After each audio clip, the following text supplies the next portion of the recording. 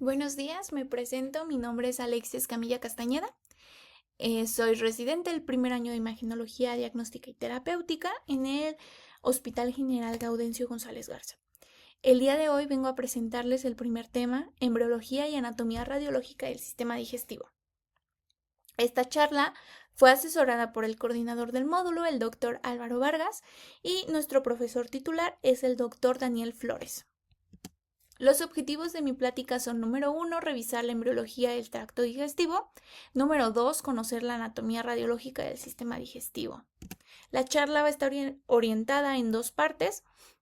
La primera es conocer la embriología, es decir, el origen de las diferentes porciones del tracto digestivo, siendo estas el estómago, los epiplones, el duodeno, el yeyuno, ileón, el colon en sus porciones ascendente, transverso, descendente, y el conducto anorrectal, el hígado y las vías biliares y el páncreas. En la segunda parte de la plática vamos a estar orientándolo hacia la anatomía radiológica de estas estructuras que ya les mencioné. Comencemos con la embriología. Nos ubicamos en la tercera semana de gestación. En esta semana tenemos 3 capas germinativas, que son el endodermo, el mesodermo y el ectodermo. A nosotros nos van a interesar las 2 primeras, puesto que estas estructuras van a dar origen a fundamentos en el sistema digestivo. El endodermo va a dar a la mucosa. El mesodermo esplácnico va a dar a la submucosa y a la muscular, y el mesodermo nos va a dar el peritoneo. En la cuarta semana de gestación va a ocurrir algo importante, que es un plegamiento de estas capas que habíamos mencionado. Este plegamiento va a darse de cefálico a caudal y con esto se va a formar el saco vitelino, el cual posteriormente va a formar al intestino primitivo. Este intestino primitivo es estrella y es muy importante en el aparato digestivo, puesto que se va a dividir en 3 partes, en una parte anterior, media y posterior. En este esquema, en el cual es un corte sagital de nuestro embrión, observamos de color amarillo lo que sería nuestro intestino primitivo. Con las flechas señalo la parte que sería el intestino anterior, el medio está con el número 2 y el 3 sería el posterior. Esto tiene algo importante. Si observan aquí, hay una estructura vascular que será la aorta con sus 3 ramas principales que van a estar relacionándose con cada una de estas divisiones. Por ejemplo, la primera rama de la aorta va a estar en contacto estrecho con el intestino anterior y pues con todas las estructuras con las que se va a derivar, que voy a mencionar más adelante. La parte del intestino medio va a estar en estrecho contacto con la arteria mesentérica superior y el posterior con la arteria mesentérica inferior. El intestino anterior va a formar a la membrana bucofaringea. El intestino medio va a estar en contacto estrecho con el saco vitelino y va a formar el pedículo vitelino. Y el intestino posterior va a formar la membrana cloacal. Es importante recordar que va a tener un revestimiento de células, va a ser sobre todo un endodermo que va a estar rodeado de un mesodermo. Ahora, en cuanto al origen de las estructuras que les había mencionado, el intestino anterior nos va a dar a la faringe, el esófago, el esbozo laringotraqueal, el estómago, la primera porción del duodeno, el hígado, la vesícula biliar y el páncreas. El intestino medio me va a dar el resto de las estructuras del duodeno, el yeyuno, ileón, ciego, apéndice y el colon ascendente.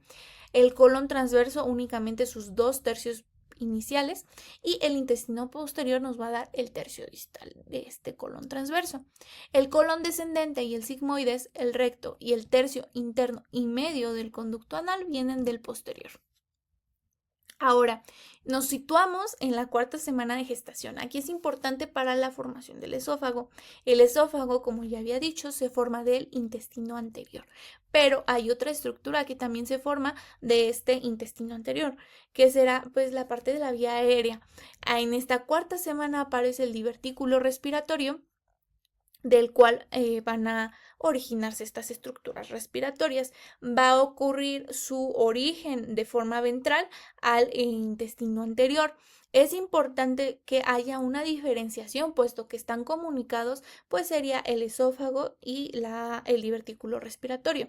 Por esto es importante que se forme el tabique traqueoesofágico para que ocurra una división adecuada. Si no ocurriera esta división, pues estaríamos ante problemas. como por ejemplo algunas anomalías como las fístulas, pero lo vamos a analizar más adelante. Quedando así una división en la forma que en su parte ventral va a estar el primordio respiratorio, como ya dije, y en la porción dorsal va a estar el esófago. Ahora, este esófago va a estar teniendo a partir de la 7ª semana de gestación un alargamiento y va a dar un giro de 90 grados. En la 10ª semana de gestación va a aparecer el epitelio cilíndrico ciliado y de la 20 a la 25 semana de gestación va a aparecer el epitelio escamoso estratificado, con el cual lo conocemos, ¿no? A lo largo de su desarrollo va a existir una serie de obliteraciones y recanalizaciones de la luz, que es algo muy característico. En cuanto a su componente muscular, como ya había dicho, viene del mesodermo esplácnico. El esófago tiene la característica de que sus primeros 2/3 están formados por un músculo estriado, el cual va a provenir de los arcos faringeos, o es decir, del mesénquima de los últimos arcos faringeos. Su última porción, el músculo liso, va a provenir del mesodermo visceral. Una característica importante es que las disposiciones de las fibras musculares no son iguales. En la capa interna vamos a tener una disposición circular. Esta va a originarse a partir de la 8ª semana de gestación hasta la 16 a 30 y en la 13ª semana se va a formar la capa externa, la cual tiene una disposición longitudinal. En cuanto a un resumen de la formación del esófago, si hay alguna alteración o algún error, podemos enfrentarnos a las siguientes alteraciones, que son la atresia esofágica, una fístula, de las fístulas traqueoesofágicas, estenosis esofágica, esófago corto o duplicación esofágica. Vamos a pasar al estómago.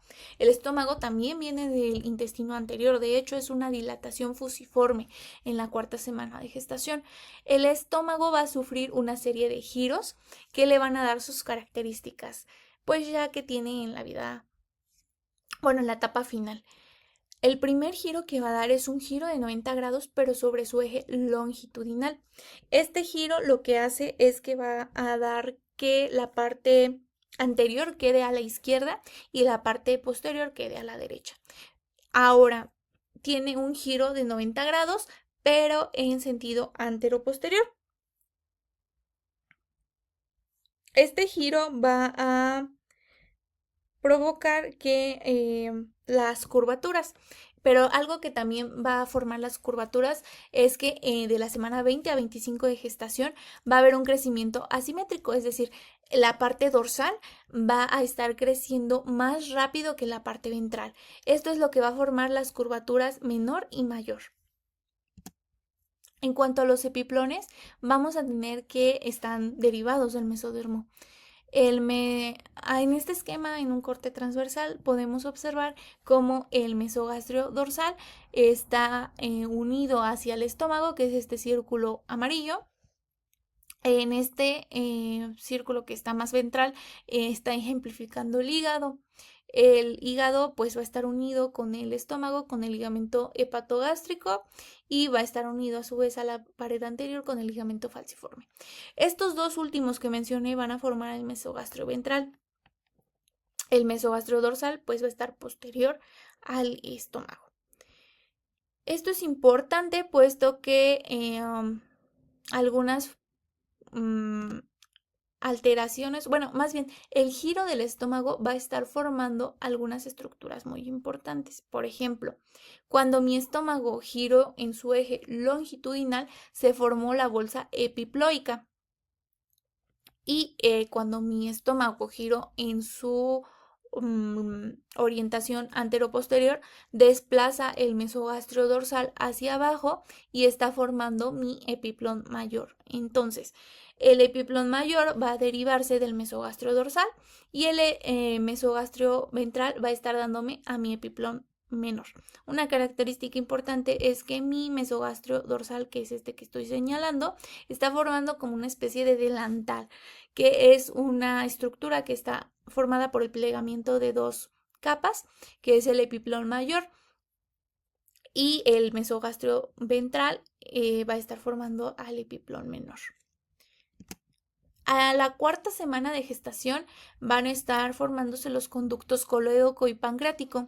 Y aquí viene lo más importante y relevante que yo considero, que es la formación, bueno, nos vamos a situar en el intestino medio.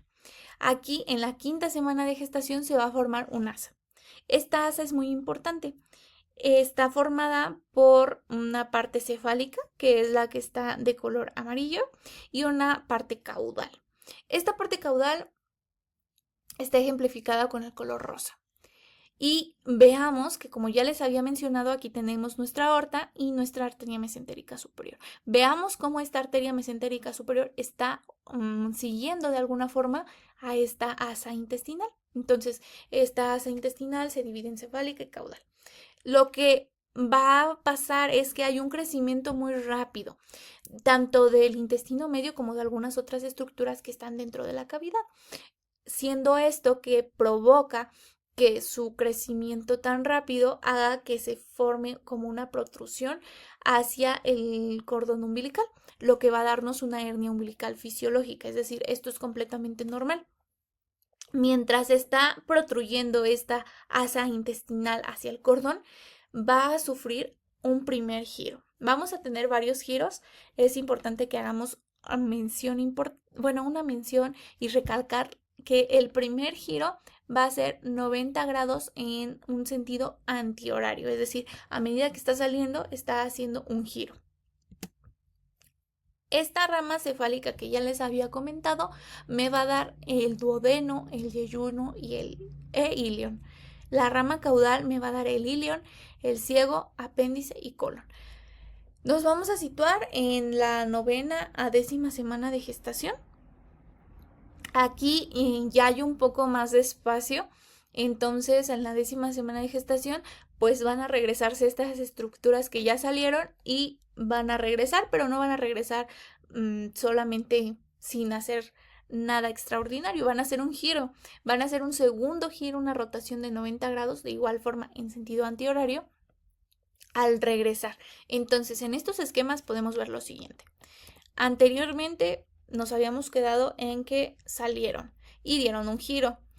Aquí aparecen unas ondulaciones en el asa cefálica que tiene sentido con los componentes que nos van a dar y va a aparecer como una dilatación que va a corresponder al ciego y tiene sentido con las estructuras que va a estar formando.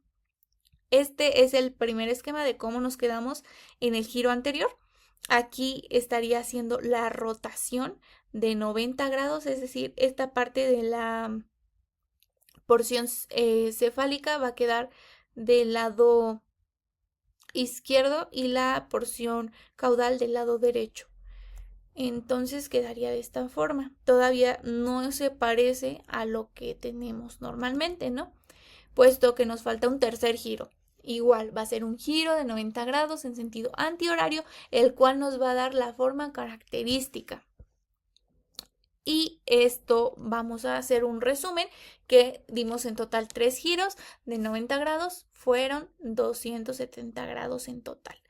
La primera en ingresar va a ser la rama cefálica y la última va a ser la rama caudal.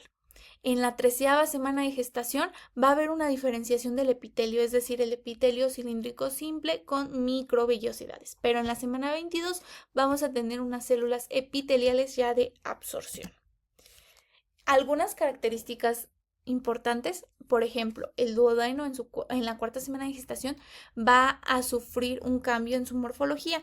Debido a esta rotación que hacia el estómago va a formarse como un tipo de forma de C del duodeno o en asa y debido al crecimiento rápido del páncreas se va a desplazar hacia la derecha.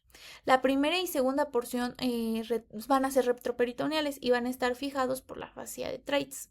En la 5ª y 6ª semana de gestación, como ya habíamos visto, en el esófago va a haber una obliteración y recanalización de la luz. El colon, bueno, en la 6ª semana de gestación se va a estar formando el ciego, que es esta dilatación que ya les había mencionado en los giros. En la 10ª semana de gestación se van a empezar a formarse en el colon ascendente las tenias y las austras características de esta estructura. A la 12ª y 14 semana de gestación, ahí se van a estar desarrollando las vellosidades y criptas. En la 30 semana de gestación va a haber una remodelación del epitelio y pues ya no va a haber más vellosidades, va a pasar a las criptas. En cuanto a las posiciones finales, vamos a tener que el ángulo cólico derecho e izquierdo van a estar en su lugar definitivo y el colon ascendente y descendente van a estar de manera retroperitoneal. El ciego, apéndice, colon y sigmoides van a estar libres y algunas alteraciones en el desarrollo o algunas alteraciones en las formaciones normales van a ser como por ejemplo el onfalocele, la hernia umbilical, gastrosquisis, el divertículo ileal, malrotación intestinal sobre todo y la atresia o estenosis intestinal. En la 7ª semana de gestación, la porción terminal del intestino posterior va a estar protruyendo hacia la cloaca, lo que va a hacer que se forme el conducto anorrectal.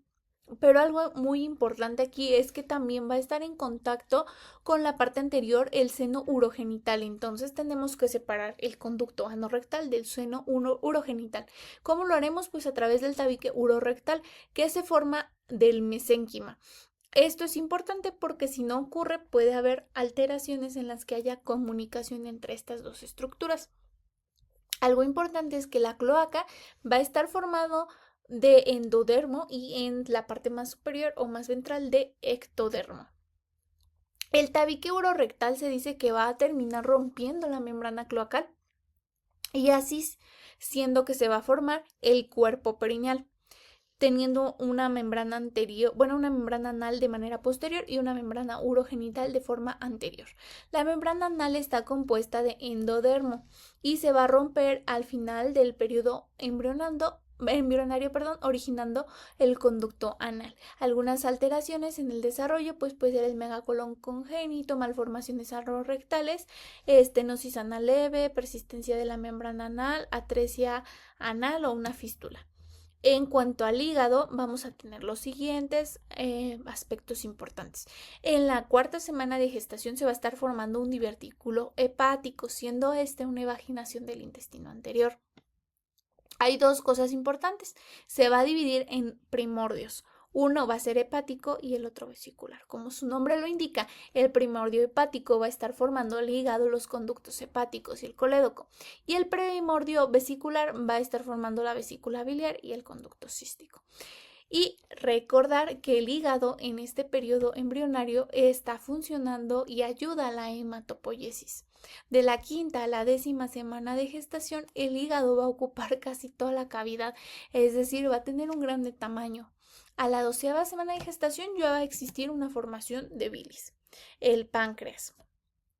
En la 5ª semana de gestación van a existir dos yemas que van a derivar del intestino anterior, siendo una llamada yema pancreática ventral y yema pancreática dorsal. La ventral nos va a estar dando el proceso unciforme y la cabeza en su parte inferior, y el dorsal va a dar la cabeza en la parte superior, el cuerpo, el cuello y la cola. Alrededor de la 7ª semana de gestación, estas dos yemas se van a unir y van a formar tanto el parénquima pancreático como los conductos pancreáticos. Si esto no se llega a producir, van a existir las siguientes alteraciones de la fusión, que puede ser el páncreas divisum, el páncreas anular o un páncreas incluso ectópico. Bien, vamos a pasar a la segunda parte de la charla, que es la correlación de la anatomía radiológica. Empezamos por el esófago. Su situación está en el borde inferior del cartílago cricoides, alrededor de C5 a C6 es donde va a iniciar, y vamos a tener que su límite superior pues será el músculo cricofaringio y su límite inferior va a ser la unión gastroesofágica. Va a tener una forma característica que va a ser tubular o va a tener también su luz estrellada. El tamaño va a tener una longitud de 25 a 30 centímetros y un diámetro de 12 a 30 milímetros. Del lado derecho podemos visualizar un estudio varitado en el que podemos observar el paso del medio de contraste desde la cavidad oral hacia el esófago. Aquí podemos delimitar bien los bordes o la forma tubular del esófago gracias al medio de contraste. Y algo muy importante es que nuestro esófago se va a dividir según las porciones. Por ejemplo, tenemos el tercio superior, que va a ser llamado también cervical. Este se va a distinguir entre el constrictor inferior y el cricofaringio. El tercio medio, o también llamado porción torácica, esta va a ubicarse 5 centímetros superior a la carina. Y el tercio inferior o abdominal va a estar de 5 a 10 centímetros superior al cardias. Del lado izquierdo pues tenemos un dibujo anatómico, y del lado derecho observamos la representación en un estudio varitado. Entonces tenemos que es un estudio varitado, no lo logramos observar de tan fácilmente porque pues aquí se colocan unos colores para ejemplificar mejor las regiones de nuestro esófago. Y algo importante es que también en esta imagen, que sería el estudio varitado, pues se permite observar que nuestro contorno no va a ser el simétrico, es decir, la región tubular de nuestro esófago no va a ser de manera continua, va a presentar algunos estrechamientos que debemos de saber en dónde son normales y en dónde no son normales para que nosotros podamos distinguir lo anatómico de lo patológico. Siendo entonces que tenemos tres principales estrechamientos.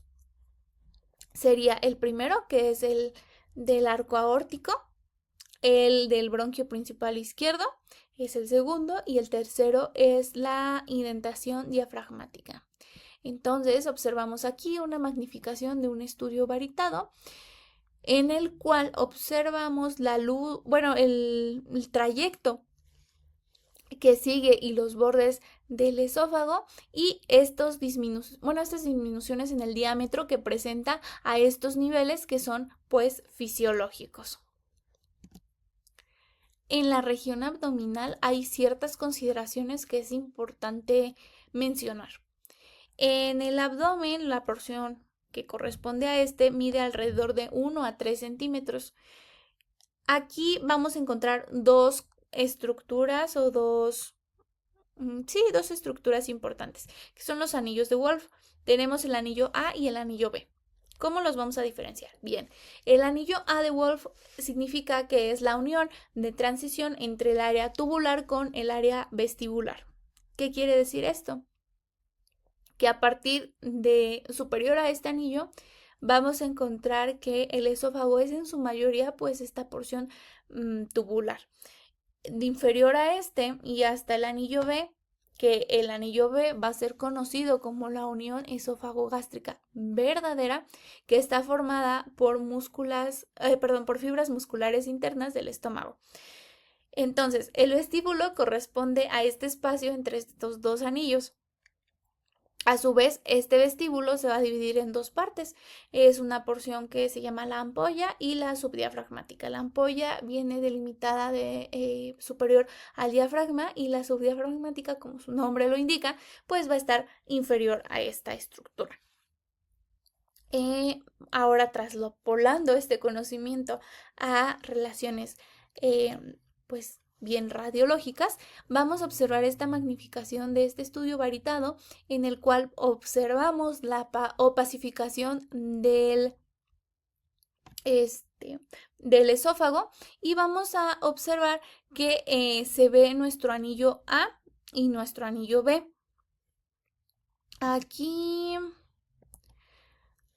observamos que el anillo B será nuestra unión gastroesofágica verdadera. Observamos en esta radiografía también las densidades correspondientes al diafragma, y algo muy importante es que también podemos observar esta transición porque los pliegues que van a estar del esófago son longitudinales.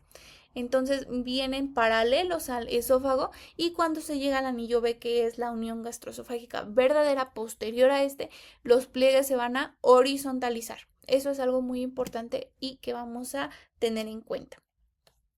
Vamos a pasar a los segmentos radiológicos. Su relación es la siguiente. El esófago, por la relación que tiene con las diferentes estructuras, va a tener los siguientes segmentos radiológicos. Tenemos el paratraqueal, el aórtico, el interbronquial, que va a estar entre la carina y la parte superior de la aurícula izquierda, el bronquial, interbronquial, retrocardíaco. Este va a estar posterior a la aurícula izquierda, el epifrénico y el sumergido. Entonces, para recordar estos segmentos es importante la siguiente mnemotecnia, que es PAIBRES, que es la inicial de cada uno de estos segmentos. Algo a considerar o características especiales del esófago es que algo que lo distingue de las diferentes estructuras es que carece de serosa. Y como ya lo había mencionado en la parte de embriología, va a tener una muscular circular interna y una muscular longitudinal externa. La mucosa va a tener características especiales. Va a tener pliegues, los cuales van a ser, como ya les había dicho, longitudinales y paralelos, los cuales se van a estar acercando a medida que lleguen a la porción distal. ¿Cuáles son las características normales? Van a ser no más de 3 pliegues y no mayor a 3 milímetros. Algo anormal es que nosotros encontremos una mayor extensión en cuanto al diámetro o más de 3 pliegues, que desaparezcan los pliegues. Eso sería anormal. En esta magnificación de este estudio varitado de un esofagograma, podemos observar que está opacificado el esófago y podemos observar sus bordes. Podemos ver que no hay extraluminización del medio de contraste, no hay depósitos de contraste, pero lo que sí observamos son sus pliegues longitudinales. Aquí podemos observar 2. Así es como lo vamos a evaluar. Algo importante del esófago también es el peristaltismo. Estas son las contracciones esofágicas que van a obliterar la luz. Son de 4 a 8 centímetros de longitud lo que abarca y van a tener una velocidad aproximada de 2 a 4 centímetros por segundo. Estas ondas peristálticas se van a dividir en primarias y en secundarias. Las primarias son las que se inician con la deglución y van a tener una onda de inhibición y entonces van a estar seguidas unas por otras de contracciones. Y las secundarias van a estar iniciadas en respuesta a la estimulación local esofágica, como la distensión y esofágica intraluminar. Estas más bien van a ser como de protección.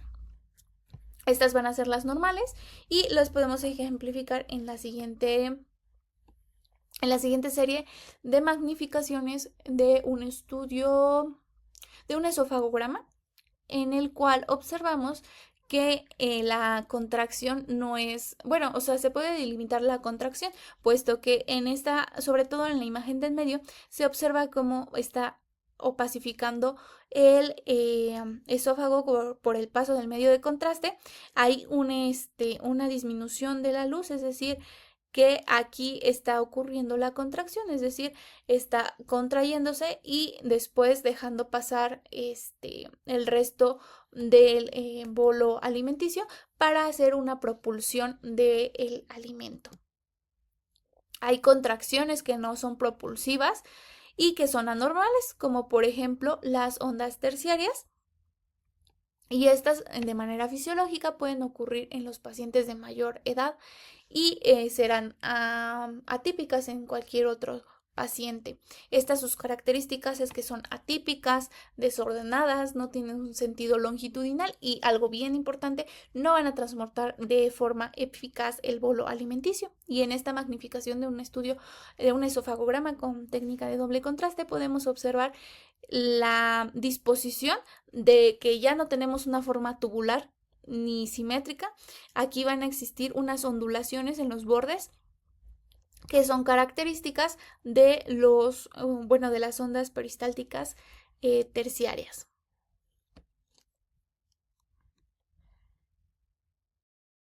Continuemos entonces con el estómago, el cual va a tener la situación, va a tener un eje céfalo-caudal, o sea, va a ir de cefálico a caudal, de lateral a medial y de dorso a ventral. Va a tener las siguientes porciones, que van a ser el fondo, el cuerpo y una porción pilórica. Va a tener una forma de J. Y aquí algo importante es que va a tener las siguientes formas. Puede ser eutónico, esto quiere decir que el píloro y la incisura van a estar a la misma altura, como en esta imagen se puede observar, esta línea roja están a la misma altura. Hipotónicos, si el píloro está por arriba de la incisura, aquí está la incisura, aquí está el píloro, y en asta de buey, si la incisura está por arriba del píloro, o sea, se invierte. Y aquí podemos observar que el más común será el eutónico. Del lado izquierdo vamos a tener una imagen que es una magnificación de un estudio, una serie esófago-gastroduodenal con doble contraste. En esta es una proyección en Schatzky porque podemos observar que el medio de contraste se va hacia el cuerpo y el antro y podemos observar de mejor forma el fondo. Y aquí están las delimitaciones en las que podemos ver aquí el fondo, la curvatura menor, la curvatura mayor, el antro y el bulbo. Aquí podemos delimitar bien sus bordes y observar bien sus características gracias a la opacificación. Existen unas áreas llamadas áreas gástricas que van a ser los pliegues que van a estar teniendo ciertas morfologías de acuerdo a dónde se encuentren. Por ejemplo, si nosotros nos situamos a nivel del fondo, van a tener una disposición llamada en mosaico, que es la siguiente. Si nos encontramos a nivel del cuerpo, vamos a ver que tienen una disposición como pliegues regulares y paralelos. En el antro, pues van a ser un poquito más, sí siguen siendo paralelos, pero van a ser un poquito más delgados y a nivel del píloro van a converger. Todos estos pliegues van a disminuir su distancia, se van a hacer estrechos a nivel del píloro y esto pues se comenta que es un poco más para facilitar el paso del bolo alimenticio. La mucosa, como ya vimos, tiene pliegues y estos pliegues le van a dar un patrón, rugoso, es decir, como ya vimos, en el fondo tenemos la disposición de mosaico y en la curvatura menor tenemos una disposición, bueno, a lo largo del cuerpo tenemos unos pliegues que se llaman paralelos y esto se llama la calle gástrica por su analogismo, su analogía. Y se dice que la mucosa va a tener un aspecto mamelonado y pues aquí observamos una magnificación de un estudio, una serie esófago-gastroduodenal con doble contraste, en donde esta es una proyección en Hampton, donde observamos que el medio de contraste va a estar opacificando la región del fondo. Y aquí es más visible, creo yo, la visualización de esta estructura o bueno, estas disposiciones de los pliegues, donde podemos ver que a nivel de la curvatura menor los observamos más lineales y ciertamente paralelos. Y conforme vamos avanzando hacia la región pilórica, bueno, incluso en esta parte podemos ver que cambia su disposición y ya, como ya había mencionado, en nivel del antro van a converger todas estas líneas. Entonces aquí observamos que se está opacificando, tenemos los bordes bien delimitados, no hay extraluminización del medio de contraste y podemos contar bien nuestros pliegues y su grosor. Pasando al duodeno, este va a tener una forma de C. Se va a situar entre L1 y L4, el inicio. Este va a ser en el borde lateral izquierdo de L1 a L2. Va a tener las siguientes porciones, que va a ser la primera porción o bien llamada bulbo, la segunda porción o también llamada descendente, la tercera porción o también llamada horizontal y la cuarta porción llamada también ascendente. Estas porciones pues son sobre todo por su por su anatomía, ¿no? Por ejemplo, la segunda es descendente, horizontal y ascendente. Las que puse con este cuadrito naranja son las porciones que van a ser retroperitoneales. Ahora, en esta magnificación de un estudio que es una serie esófago-gastroduodenal con técnica de doble contraste, podemos delimitar mejor la morfología de nuestro duodeno y relacionarla. Es decir, aquí podemos observar el bulbo, que de hecho es una continuación del píloro. Aquí en esta parte estamos viendo que hay un estrechamiento y se ven sobre todo los pliegues, como les decía, que ya se ven como transversales, los pliegues del antro, ¿no? Pilórico. Aquí se ve el estrechamiento de la estructura y aquí se ve el bulbo. Después de este estrechamiento hay un poquito de un aumento en el diámetro. Después viene la porción que es la descendente, es decir, esta va a iniciar en el cuello de la vesícula y va a terminar a nivel de L4. A partir de esta inicia la porción horizontal, que la característica de estos es que va a cruzar los vasos mesentéricos superiores. Viene después la porción ascendente, que esta va a cruzar los vasos mesentéricos superiores. Y en cuanto a la morfología, pues podemos observar igual sus bordes bien delimitados, no hay extraluminización del medio de contraste, no hay defectos de depósito ni de llenado. Una estructura importante a mencionar es la flexura duodeno-yeyunal. Y bueno, aquí vamos a mencionar algunas cosas importantes. El ligamento de Treitz es un pliegue doble del peritoneo. Este va a servir como un sitio de anclaje o de unión. Va a estar a nivel de L1, L2. De hecho, se observa aquí en nuestro esquema del duodeno. Ahí podemos observar el ligamento. El ángulo de Treitz, en cambio, va a ser la unión entre el duodeno y el yeyuno. Ahora, nosotros vamos a dividir a nuestro intestino delgado pues en yeyuno e ilion. Estos no tienen como tal una estructura en la cual se pueda distinguir determinantemente. Lo que nosotros hacemos es que vamos a trazar una línea. Esta línea va desde la flexura duodeno-yeyunal, que está a nivel L2, y la vamos a trazar hacia la inserción del ciego. Entonces trazamos nuestra línea que va desde la flexura hacia el sitio de inserción del ciego. Y posterior a esta vamos a trazar otra línea, pero esta perpendicular y tratando de que sea en la porción media. Esta línea que vamos a trazar nos va a dividir en la parte de nuestro yeyuno y de nuestro ilion.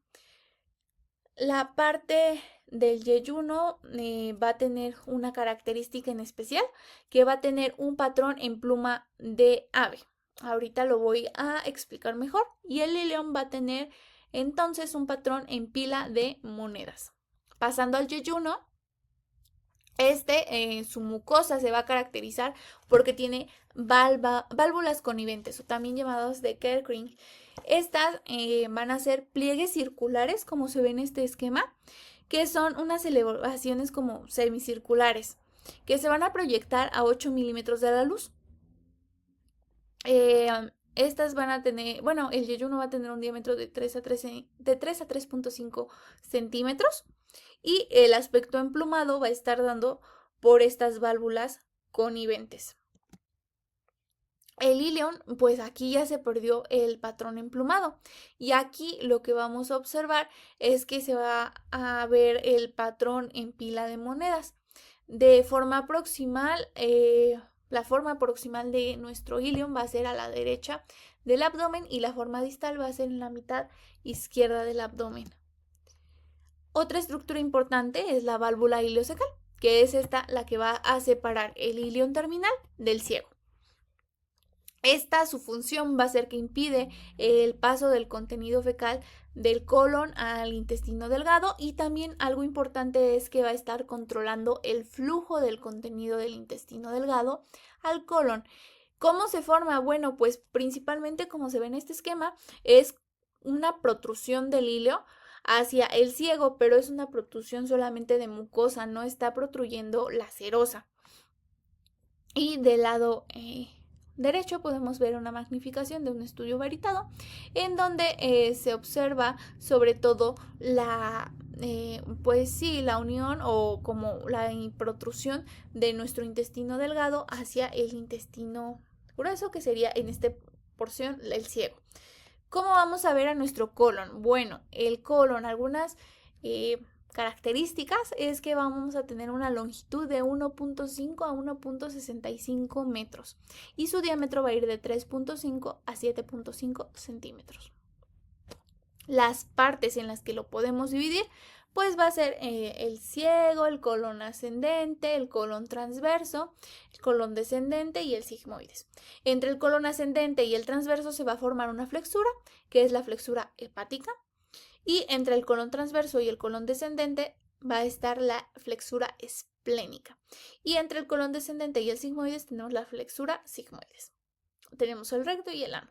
Ahora, en esta del lado derecho observamos una magnificación de un estudio varitado, que en este caso sería un colon por enema con técnica de doble contraste, en donde hay una opacificación de todo el colon.